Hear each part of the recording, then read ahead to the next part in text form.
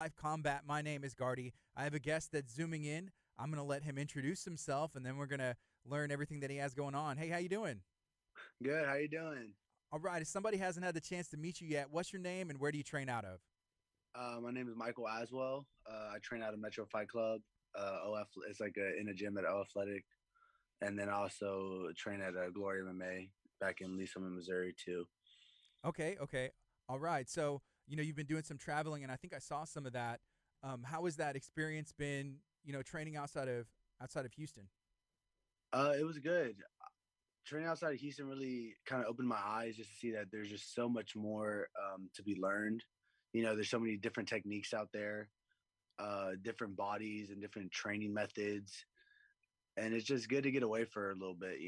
I've been born and raised in Houston my whole life, so kind of getting outside of Houston, kind of get me in an unfamiliar place. Kind of, it felt good, just to get away and not really have to worry about all like the little distractions and people trying to hang out all the time or just Yeah. anything like that. So it was good. It's good to get away and get different looks and different bodies and different methods and just learning.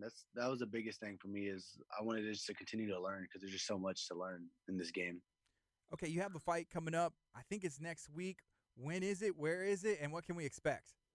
Yeah, my next fight's 8 days away, February 11th at the Humble Civic Center for Fury Fighting Championship. I mean, you're gonna expect just fireworks. You're gonna expect me to come out, hot like I always do. Just come out, throw in, ready to go. Um, I always come out fast, come out ready to perform for everyone. So you're 3 and Uh, 0 as a professional, and you made that jump. Was that last year, or when did you go yeah, pro? yeah. It was last year in May.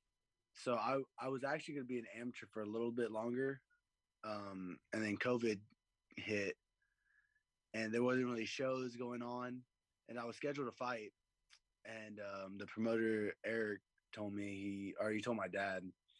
He said that amateurs weren't going to be able to fight for a couple like 6 months or so. It was only going to be pro cards.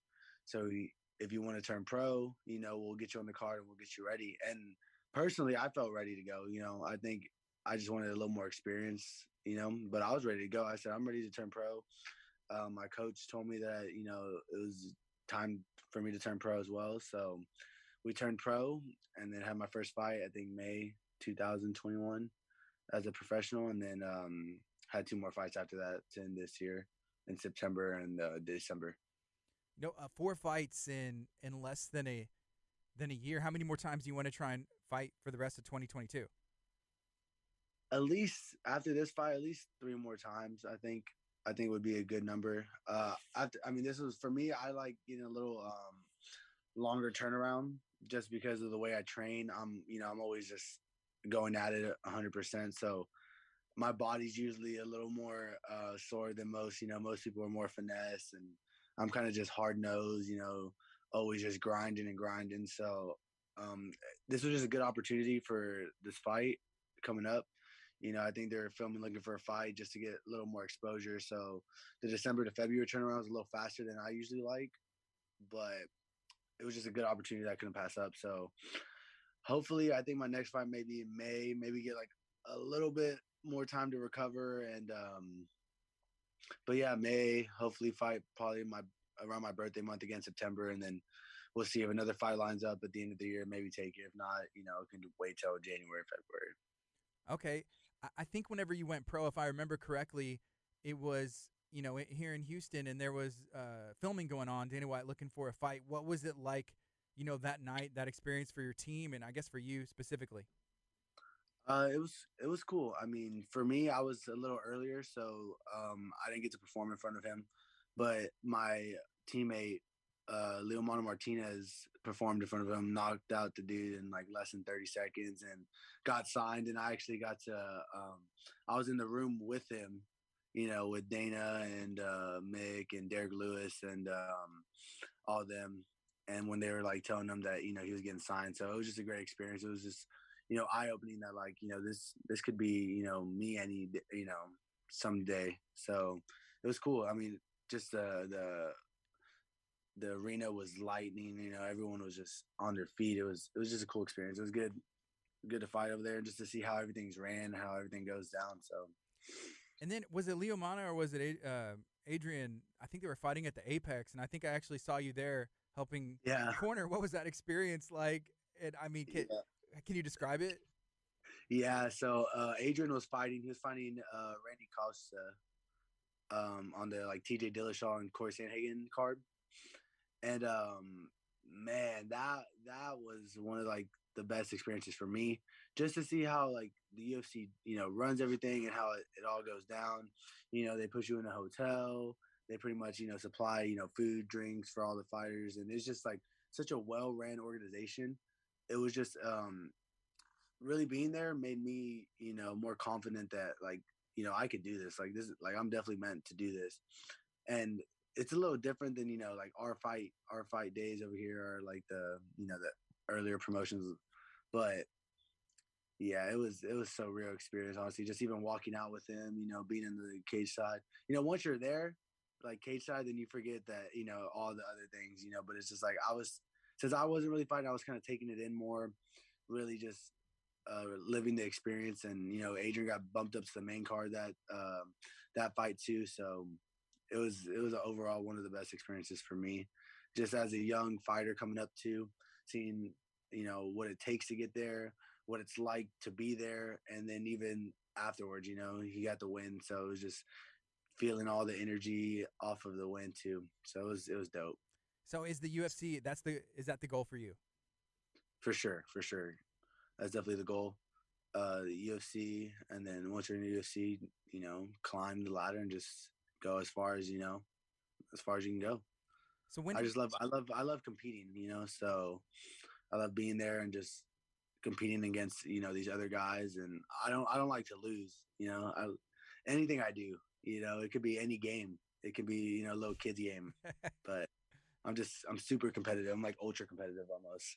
yeah, were you always that way, even growing up as a kid, and anything and everything? Yeah, yeah. My mom said I was the worst. At like family events and stuff. I'd be going up against like the older, more like my or like my uncles and aunts and stuff, and I'd be almost cheating, if to win sometimes, on these board games. And Yeah. then I'd be arguing, and if someone did something, I'm like, oh, that's not right, or I was always growing up, I was always like that. Did you play any sports? Was there anything else that you were into? Has it always been martial arts? No, I really thought I was gonna play football growing up. I was like, oh, I'm go to college, play football, and that was kind of my main sport growing up. I mean, I played it all. I played basketball growing up, baseball, a little bit of soccer, kind of just just all around athlete. But I really thought I was gonna play football. I was really good, um, and it was just like a 1 year where I didn't play football. I didn't meet like the requirements for like age or something for like the league I was playing at, and that was the year I really wasn't doing any sports. And a couple of the cheerleaders for the league that I played for told me I should try jujitsu. They think I'd be really good, and I was like, okay, like I'll check it out. So I tried it and started doing it, and I kind of fell in love with like the one-on-one aspect. It's like if you mess up, it's on you. It's you can't blame the other people for messing up, or there's no like excuses. Like if you messed up, it's your fault. You did. You were the reason why you lost. And I started competing for jiu-jitsu for about a year or two, and then I went back to high school and I started playing football again, and then really didn't focus on jiu-jitsu as much, or martial arts. And then I started wrestling in high school, and when I started wrestling, I was like, well, maybe I'll go back to the gym. It'll help my jiu-jitsu. And then from there, it kind of just took off. I started, I was doing the Muay Thai classes too. I did them too when I was, younger, but I really just focused on jiu-jitsu. I never thought I was going to fight or anything like that. And then my coach kind of just pulled me to the side and just told me that he's like, I see something in you. He said, I think I can make you a champion if you let me train you. Let me, if you lose this amount of weight, I'll let you fight for me. And because at the time I was a little bigger, I was like 205, 210 or so. So I cut down like 60 pounds or so, over the course of the year. And then I had my first fight when I was 17. And then I wasn't really playing football as much. I didn't really grow either, and then there was other guys that, were just more into it. And I was really enjoying wrestling and, just the martial art aspect. So, yeah, that's kind of how that all started. And then just kind of took off from there, stopped playing football. And then pretty much when I was like 17, just full time, MMA. So when you're 17, do your parents have to sign a waiver? So obviously they were supportive, or how has that been? Well, my parents have just always been, whatever you want to do, we're fully behind you, and they've always told me from the get go, it's like, you can do anything you want, if you want to be the president, all you have to do is just put in the work and, grind, and that's it, and I've seen it. I've always just been a hard worker just growing up. I see my parents, my mom, working a couple, like 2 jobs when I was growing up, and my dad waking up at 5, 6 a.m., to go to work. And they're just, if you put in the work, you can do whatever you want. So, I mean, at first, of course, my mom's like, no, like, I don't want you to get hit in the face, and, I don't want you to get hurt, and my dad was like, oh yeah, let's do it. It sounds like my dad was for it, Yeah. And I was just like, Mom, I'm sorry, but like, this is what I want to do. And she's like, all right, well, if you want to do it, then you can do it. I'll just have to, close my eyes, I guess. Yeah. So the family's a huge part for me. They've been so supportive, and they've been with me from the get go, and whether I needed, training clothes or gear, or, massages or chiropractor, or, whatever I needed, my mom was like the biggest one for me when I was 17. Cause like, we never really, like dieted or doing any of that. Yeah. So she would look, and she would just cook, and she would have, meal preps ready, or I'd wake up and breakfast was ready. I'd come home and she had food ready, exactly what I needed. So, and now everyone's just fanatics, Yeah. they both love it. It's still hard for my mom to see me get hit and stuff, but Yeah. she knows it's part of the game now. So, Well, you said your dad was kind of gung ho. He was 100% let's do this. Was he a fan of boxing or any kind of combat sports? oh yeah, he actually boxed Golden Gloves for a little bit, but he just knew, he was a little older at the time too, and he just knew that, there's these young guns coming up. So he was like, yeah, this is, I'm kind of past my prime and stuff. But no, yeah, he loved watching all that old boxing. He would tell me all about it. He'd even show, he's like, you should do this, this, and this. That's what I used to do, and and he loves it. And he's like, he like kind of manages me too, and takes care of all, anything I need, and talks to, all the people, and so. And we have such a good relationship, so we understand each other. And, if I ever need anything, I call him and he gets it done immediately. He doesn't wait. Let's talk a little bit about your nickname. It's the Texas Kid, right? Yeah, that's it. Who came up with it? My dad, actually.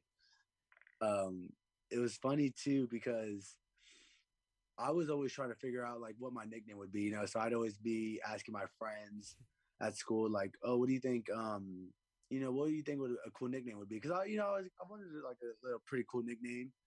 Everyone, I feel like there's some in the UFC, I'm like, damn, that's a good one. Yeah. And there really wasn't one that just really stuck or anything. But I feel like, it's almost like a brand, and like people, like some people, it's hard to remember people's names. Even for me, I'll meet someone and I forget their names almost immediately, sometimes. So it's like, if someone remembers like a nickname, it's easier to remember. And I know my dad was just looking at, I think, Uriah Faber, he was a California kid. And so my dad was like, oh, you should do it. We'll try it. If you don't like it, we can always switch it. It's not like it's a permanent name. And I was like, all right, all right. So we went ahead and went with it. And my mom really didn't like it. She was like, oh, like trying to give me new ones. And we're just kind of like messing around with other ones. And, but the Texas Kid just kind of really stuck, and I love Houston. I love Texas. And it kind of, if it fits, I like it. I like, how we're using it. And yeah, it's pretty cool. I like it. People, I see people and they're like, oh, you're the Texas Kid. I'm like, yeah. Yeah. So it's easy to remember too. Yeah. So I've been going with it. I like it.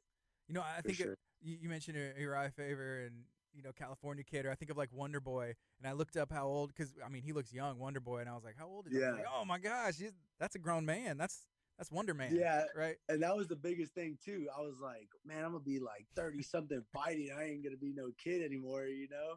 But Yeah. at the time I was like 17, 18. So it's like, it just made sense. You know, even now I'm only 21, you know, I'm still a young kid. I still got so much more to learn and, you know, so much to grow in this game, you know?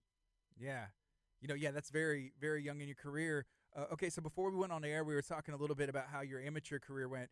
Can you talk to us about that? Because, I mean, you were 17 years old. Your parents Yeah. obviously were very supportive. How did that first fight go? And then was there any question after that from your family or yourself? Yeah. So the first fight I had, I fought a pretty good guy. I think he was like 3-0, maybe 4-0 at the time. And he had like all first round finishes. But I'm just the type like, you know, I'm ready to go. I'll fight whoever, whenever, you know. So, and it's just amateur. So, you know, it doesn't, you know, and I didn't realize this at the time, but you know, now it's like amateur doesn't mean as much. It's more of an experience, you know, before Hmm. you turn professional. So I remember my first fight. I go in there and I'm doing great. I'm having a great first round. I mean, I only throw like 3 combos, but they're all working. You know, just throw the 1 2, 1 2 3, 1 2 3 2. You know, try to move a little bit, and I'm tagging this guy a little bit. And second round, same thing, but I think he took me down, and you know, I was still wrestling. So I kind of was like, okay, giving up my back, and you know, he ends up getting like a rear naked choke, and I end up losing that fight. But I just remember like that feeling in the back, you know, because I don't like losing, you know, so I'm just like, oh, like that just didn't stick well with me. And two, you know, just like all my friends and family being there, I was like, I didn't want, you know, at the time I felt like almost like I let them down, you know, realizing, you know, it's like it's all an experience and it's all growing. So yeah, after that fight, I was like, oh, this is definitely what I want to do, you know. I was like, and I definitely do not want to feel like that again, you know.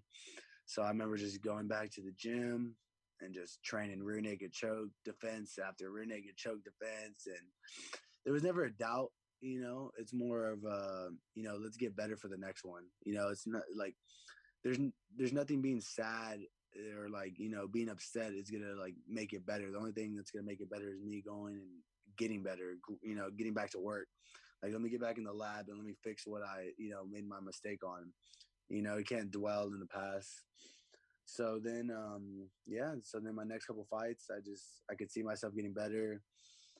I think I won my next 5 after that, and then I fought for the belt, and that was probably one of my toughest fights, just because of like my body was just really, really banged up, and I had like a sciatic nerve problem at the time.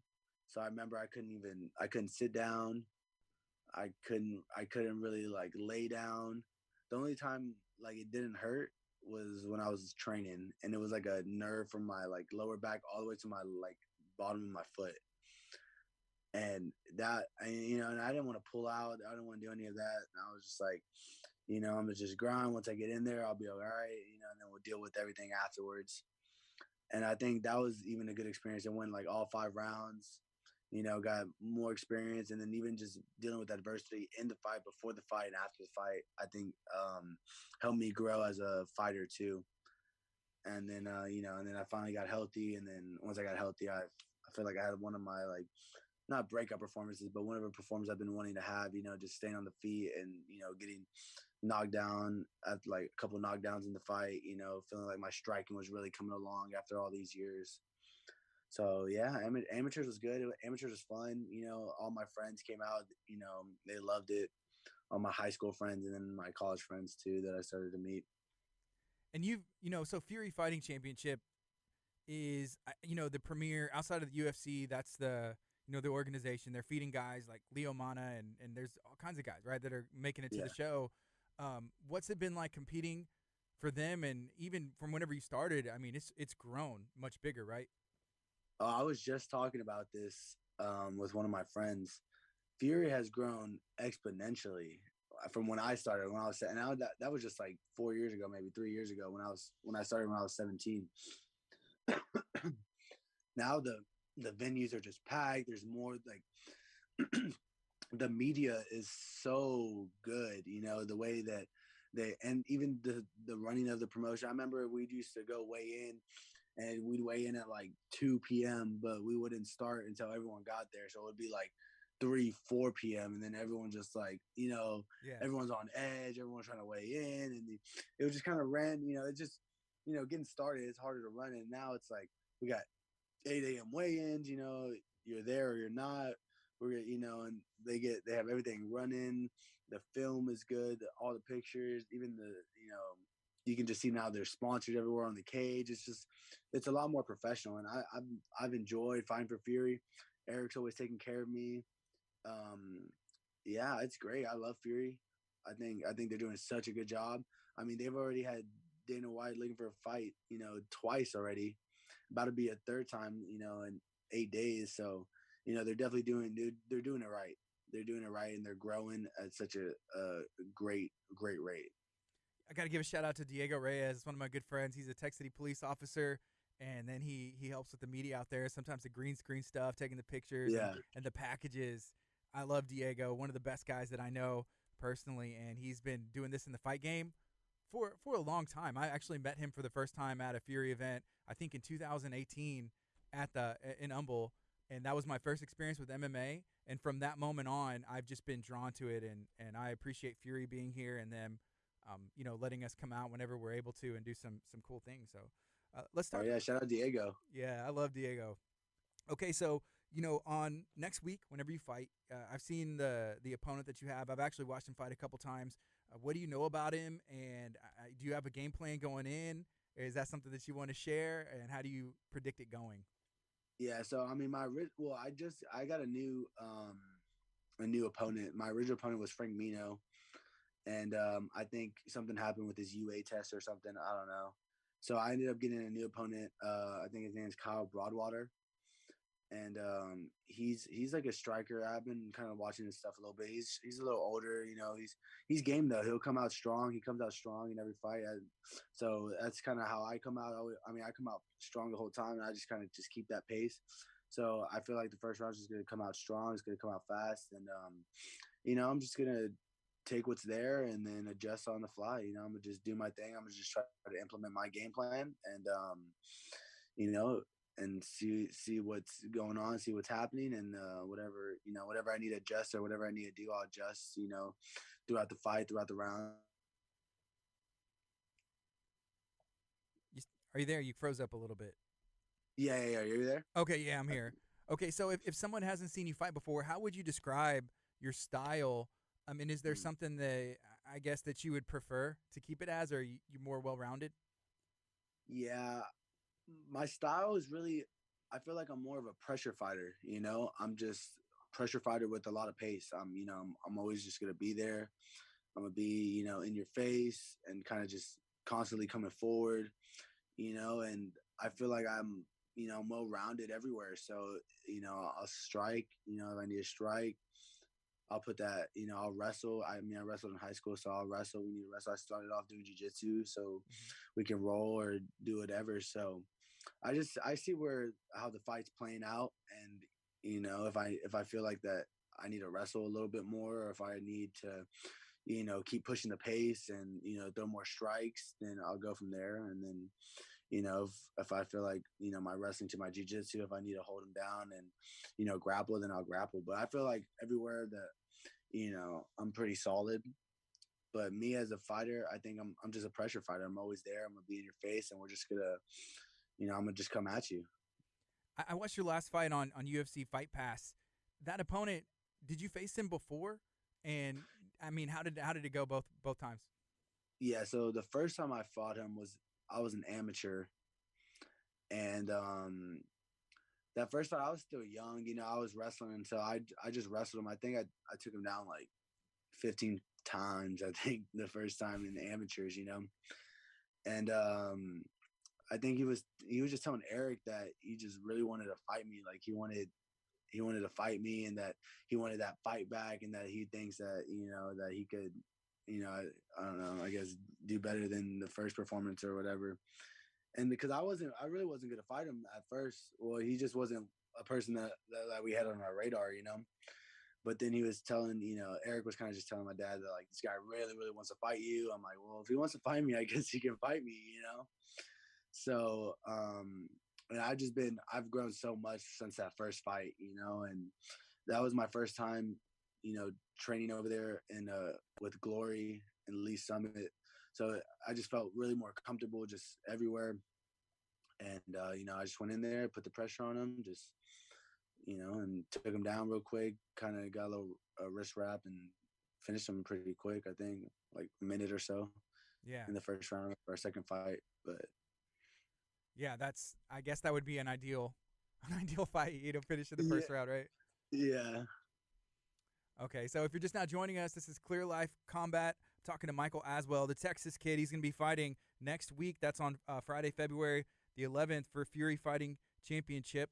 And right now, 3-0, looking to make it 4-0. That fight's next week. What does now till next week on fight day look like for you? Oh, okay. Right now we're kind of just shaking things off a little bit. I mean, all the hard training is pretty much done. I think I got one more hard session tonight.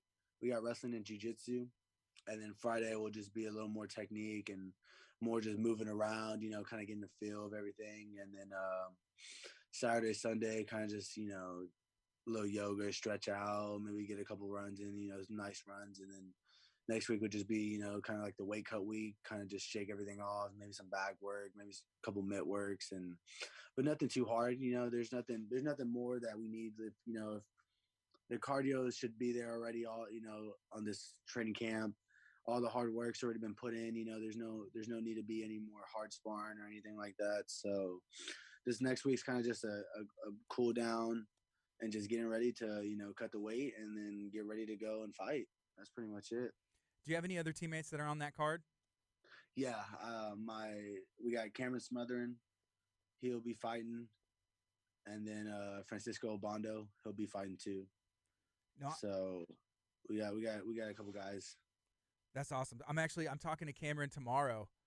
Yeah. Yeah. So I hit up. So this is what I did, and I thought I'm probably not the first person to do this. So I emailed your Iridium, and I got in contact with Ed Cap, and he gave me a list of people, and I said I'm reaching out to every single one of them. I want to talk and see what's going on.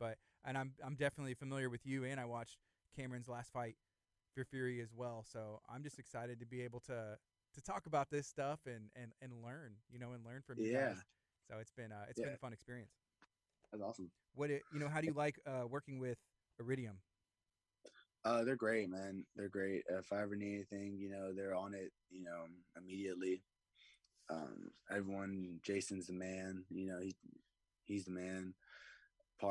Jacob Parga, he takes care of everything. I mean, everyone's treating me, with good, just they're so respectable, and they're just good people, and they really take care, because they got so many upper class and UFC fighters. You would think like, oh, they don't really care too much about us like little guys, but whatever you need, like I'll text them and they'll get back to me within 3 to 5 minutes, even sooner sometimes. So if I ever need anything, they always take care of me. I love those guys for sure. Yeah, and so next week, so the 11th, Fury's taking place, and then the next day, UFC's in Houston.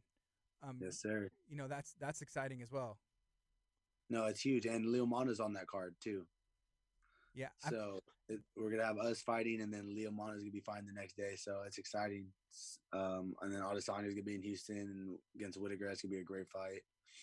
Yeah, it's just a good time. It's good time to be in Houston. Yeah, Leo Mana, how's he doing?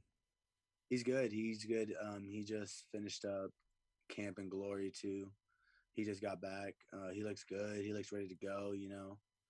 He's just locked in. Yeah, I met Leo Mana, and I've actually had him in studio. This was last year before he made his UFC debut. I got hooked up with him through Space City Collective. That's Christian Guzman, who trains out of Gracie Baja, and he's a sneaker guy. And so that's how I met him and exchanged information. He was like, "Hey, I'm out of town," and I could tell, that's what he was out there training and stuff. But yeah, he's getting after it. He's been getting after it, so it's been good for him. Cool. Is there anything else that you would like to share today? Anything at all? I'm excited for my fight. I'm ready to go next week. Humble Civic Center. I guess just shout out to my mom, my dad, my sister, my people that's been with me. Shout out to all my sponsors that always take care of me. My uncle Aswell, Fence and Gate, if y'all need y'all gate fix, the Ritz. you know, all my people, my fraternity brothers, all of them over there at Kappa Sig at U of H. But yeah, I'm ready to go. I'm excited, you know, ready to go get this win and continue to rise and continue to grow as a fighter, as a person, and that's the main thing, you know, just not just, you know, be good inside the ring, but be able to handle myself well outside the ring as well too. What are you majoring in school? Sports administration with a minor in business administration. That makes sense. I like it. All right. Hey, Yeah. man, thank you Yeah. so much for hanging out today. I appreciate you, and good luck next week. I'm excited to watch. Thank you so much, man. I appreciate you having me. It's been awesome. This is clearly